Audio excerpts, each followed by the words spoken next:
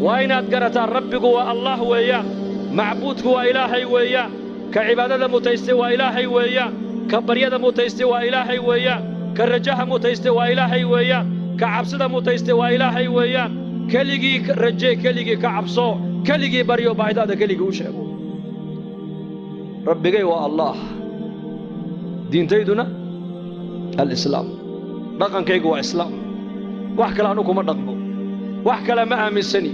دين بانو نولحي دين بان برانيا دين بان كشغينيا قفك دين بان كجعلانيا دين لعنا وكنا عيا من أحب لله وأبغض لله وأعطى لله ومنع لله فقد استكمل الإيمان برسول كويري نكا هدوح بحن إلهي درتي أبحن هدوح منعن إلهي درتي أمنعن هدو عد جعلان إلهي درتي أجعلان هدو عد نعي إلهي درتي أنعي كاس إيمانك وعندما يسترتب النبي قول عليه الصلاة والسلام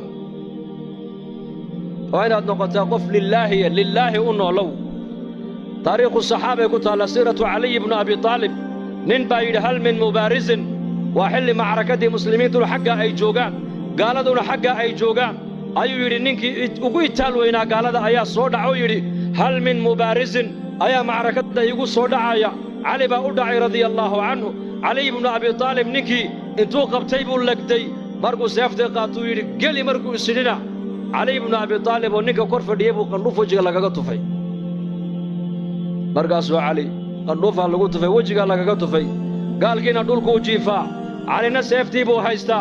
قنوف با لغا طفي علي وصريا وككعي علي صحابتي waxay ku yiraahdeen ya Ali maxaad uga kacday baa lagu yiri gaalnimana ninkan diinna waad ula dagaalamaysay adigana qandhuufo kugu tufee war marka hore Ilaahay dartii baan u dagaalamayay hadda cara ay soo gashay buu naftayda darteed inaan u dila ka baqay buu lillaahiyad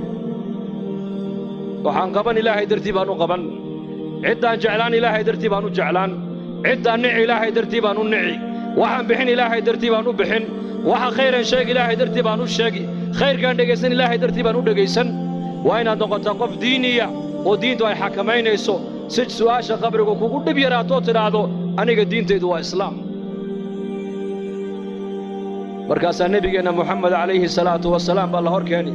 oo la oran doona maxaad u taqaanay shakhsigan markaas uu muuminka ilaahay waa nabigeeygi Muhammad alayhi salatu wasalaam saddexda su'aalood muuminku markuu qabriga ka jawaabo ayaa samada laga dhawaaqay oo la oran doona an sadaqa abdi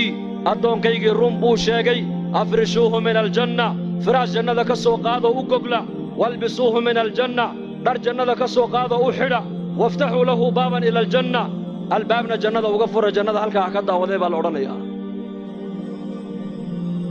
dulkaad ku celisay meydka dhulkan ku aasnay minha khalaqnaakum wa fiha nu'iidukum halkaad ku aasay waa dhulka dhexdiisa weeyaan inna kitaab al-abraar la fi illiyin jannaduna waa fawqa 7 samaawaat halkaas qofka muuminku jannadiisa ka daawanaya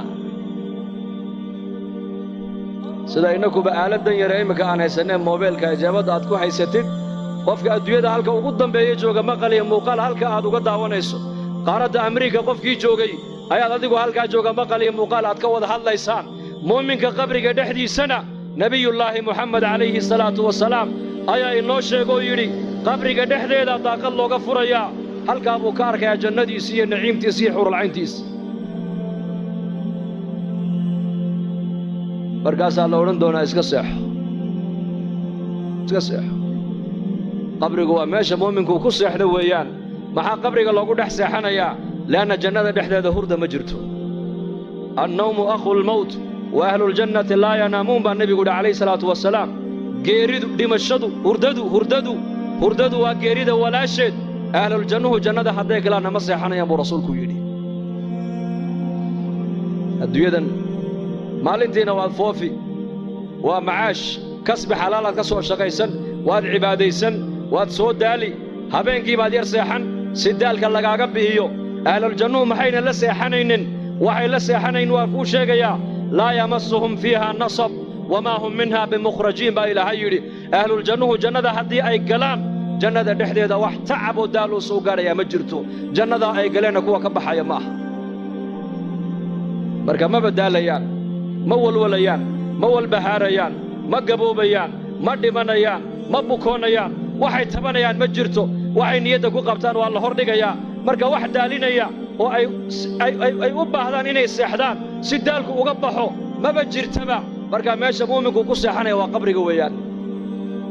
ونفخ في الصور فإذا هم من الأجداث إلى ربهم ينسلون قالوا يا ويلنا من بعثنا من مرقدنا هذا ما وعد الرحمن وصدق المرسلون واكي إلهي جل وعلا في سورة ياسين إنه قل شيء سورة أفوفينا با إلهي يري إسرافيل با سورة أفوفايا لأن نلقى كالصبح دونا لأن حق إلهي بالله سؤرين دونا مركز قفك مؤمنك إيمانك لها وحولي حي وما حيب لا يا هرددي نقصوكعي وان جيفني وان وردني هردد maxaa naga soo kiciyay buu leeyahay markuu arka khalqigii oo banka qiyaamada sidaas ku dhex socdana wuxuu leeyahay maanta waa maalintii nabiyadu ay noo yabooheen ilaahay iyo rasuushiisuna run bay noo sheegtay buu leeyahay maanta waa maalintii la noo yaboohay yoom alqiyaama weeyaan marka noloshan adduunyadu waa maalin iyo habeen nolosha qabrigu waa habeen nolosha qiyaamuhuna waa maalin kaliya نولش أدويدو وجعلنا الليل والنهار آيتين وآية لهم الليل نسلخ منه النهار بايل هيري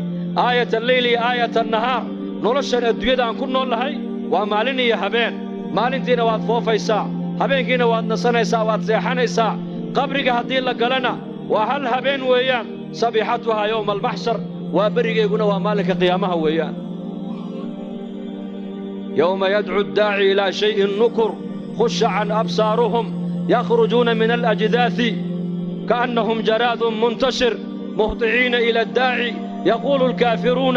هذا يوم عسر بإله أيري نعم الدويدا انت اللي جوغو واحد جوغي سوا مالني هبين قبرك هدي اللي قدقنا وهبين كليا هبين كاسو النبي قنوش يقولي قبرك والله مدويان أما وروضة من رياض الجنة إما حفرة من حفر النار مؤمنكينا beerbeeraha jannada kamida looga dhigaya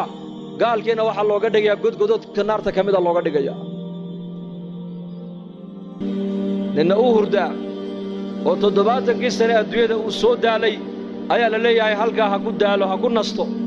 min aadam alayhi salaam laga bilaabo ila joogadeena wixii adduunyada bini aadam soo maray caalamul barzakh bay ku jiraan inna way hurda way nasanaysa oo waxa qabriga